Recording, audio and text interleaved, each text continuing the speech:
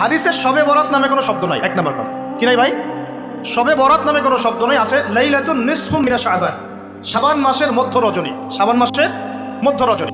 শাবান মাস কি? উত্তর, নবী সাল্লাল্লাহু আলাইহি ওয়াসাল্লাম রমজান মাসের পর যে মাসে রোজা রাখতে বেশি গুরুত্ব দিয়েছেন তার নাম শাবান। আমার সাথে বলেন, শাবান মাস কি? নবী সাল্লাল্লাহু আলাইহি ওয়াসাল্লাম রমজানের পরে যে মাসে রোজা রাখতে খুব বেশি গুরুত্ব দিয়েছেন তার নাম শাবান।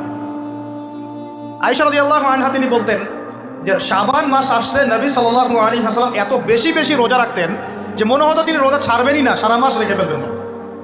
বেশি থেকে বেশি রোজা রাখতেন শাবান মাসে। প্রশ্ন হচ্ছে কেন? উত্তর, এমনিতে এই মাসটা বরকতময় এবং এই মাসে আল্লাহ পাক তার রহমতে বিপুল সংখ্যক মানুষকে জাহান্নাম থেকে মুক্তি দান করেন। সুবহানাল্লাহ। নবী সাল্লাল্লাহু আলাইহি ওয়াসাল্লাম এই মাসকে তাজিম করতেন। এই মাসের সম্মানার্থে, এই মাসে আল্লাহর রহমত বরকতের স্বার্থে নবী করিম সাল্লাল্লাহু আলাইহি ওয়াসাল্লাম এই মাসে বেশি বেশি রোজা রেখেছেন।